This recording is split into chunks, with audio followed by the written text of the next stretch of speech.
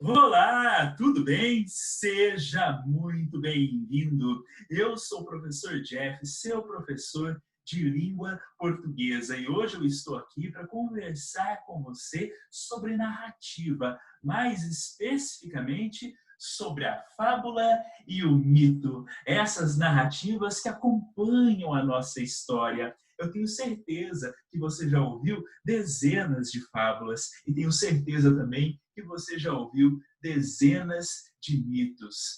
O que são essas histórias? Como essas narrativas se constroem? Quais são as suas motivações? Será que elas nos passam algum ensinamento? Quem são as personagens? É sobre isso que nós conversaremos na aula de hoje, sobre esses dois gêneros textuais tão importantes para a nossa formação, tá certo? E é por isso que você ouve essas histórias desde criança, desde muito pequeno, e continua as ouvindo até hoje. A começar pela fábula.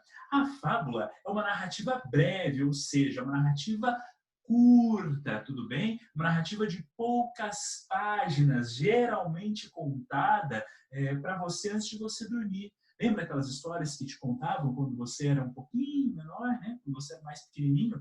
Pois então, as fábulas são narrativas curtas, as personagens das fábulas são animais, são bichos, como vocês podem ver aqui no exemplo, né, da fábula do lobo e do leão, tá certo? Ou então, na fábula também bastante conhecida da raposa e as uvas, ou então na fábula que abre, né, essa unidade do seu livro didático, que é a famosíssima fábula da lebre e da tartaruga, tudo bem? Mas esses animais, esses bichos, né, que habitam as nossas fábulas, que enriquecem as nossas fábulas, têm pensamentos, sentimentos e atitudes humanas. Ou seja, por meio da comparação com esse bicho, por meio da comparação com esse animal, nós enxergamos a nós mesmos na fábula. Então, a fábula parte desses animais para que nós, por meio de uma comparação, consigamos assim compreender o que acontece com nós mesmos, tudo bem? Então as fábulas são o quê? São narrativas breves cujos personagens são animais. Mas por que é que se contam essas histórias? Por que é que se criam essas personagens imitando comportamentos humanos? Porque toda fábula tem como objetivo, e isso é bastante importante, então anote, né? Toda fábula tem como objetivo passar uma moral, um ensinamento ou uma reflexão sobre justamente a sua vida, sobre o seu comportamento. Toda fábula se encerra com algum ensinamento. Depois que leem uma fábula para você, ou depois que você lê uma fábula, enfim, depois que você tem contato com essa história, você aprende melhor conviver a sociedade, você aprende melhor a como conviver na sociedade, a como superar certos medos, a como evitar certos comportamentos que são nocivos ou prejudiciais, ou seja, a fábula te ensina a se tornar uma pessoa boa. A fábula te ensina quais são os bons e quais são os maus exemplos. Toda a fábula, então, termina com um ensinamento. E esse ensinamento que nos é passado por meio das atitudes daqueles animais, nós chamamos de moral. Moral da história. Por isso que ao final da leitura de uma fábula, é muito comum que se pergunte qual é a moral da história. Tá certo? Tudo bem? Agora eu quero conversar com você sobre o mito. O mito também é uma narrativa.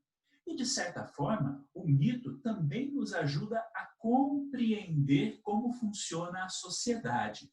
Mas o mito não precisa ter animais como personagens. Quem são as personagens do mito? As personagens do mito são deuses, são heróis, são criaturas folclóricas, como vocês podem ver aqui, a Iara, né? A Iara que é aí um mito, né, do folclore brasileiro, assim como o caipora também é um mito do folclore brasileiro, como está aí no livro didático de vocês. Então, no mito, nós temos a história de um deus, a história de um herói, a história de alguma criatura folclórica que passa por uma série de adversidades, que enfrenta uma série de adversidades, a fim aí, né, de crescer ou de aprender como conviver com os demais. Nesse sentido, o mito também é uma história formadora, tudo bem? Porém, o mito tem um objetivo muito específico também, que é de explicar como funciona o mundo. O mito tem o objetivo de explicar como as coisas funcionam, como as pessoas se comportam, como as pessoas se relacionam, especialmente aquelas situações que a ciência ainda não dá conta de explicar.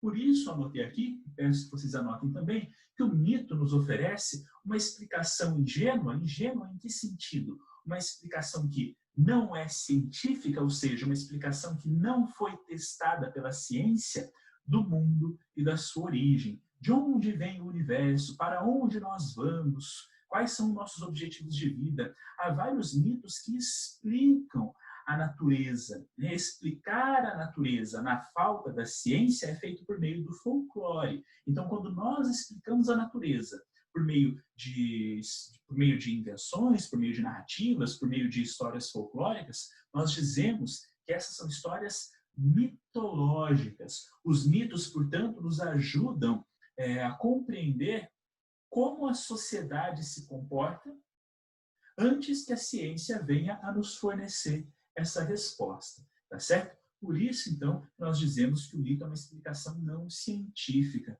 O objetivo é fazer com que nós nos tranquilizemos, com que nós compreendamos como as coisas funcionam. Então, o mito também tem esse caráter didático, né, de te ensinar algo ou de fornecer a você a explicação para algum comportamento, especialmente para algum aspecto da natureza.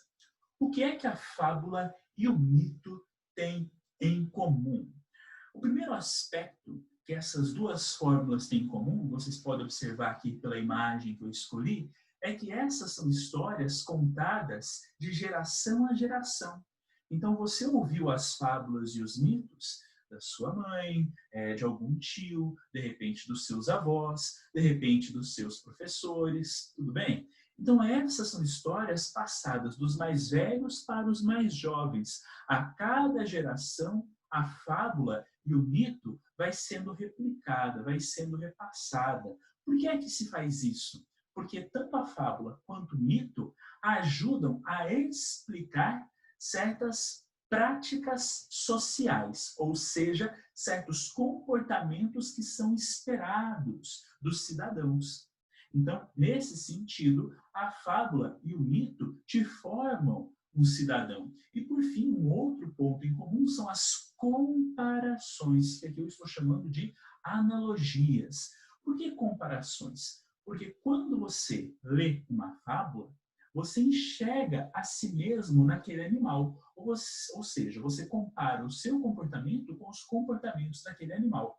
Quando você lê um mito, você se enxerga naquele Deus, você se enxerga naquele herói. E assim você também compara a sua própria história com a história daquele herói. E as diferenças? Se há pontos em comum, há também pontos de divergência. O primeiro grande ponto de divergência, a primeira grande diferença, é que na fábula, as personagens, como eu havia dito, são o quê? São animais. Já no mito, essas personagens são criaturas míticas. Daí que vem o nome, inclusive, né? Criaturas míticas, ou seja, criaturas de um mito, mitológicas.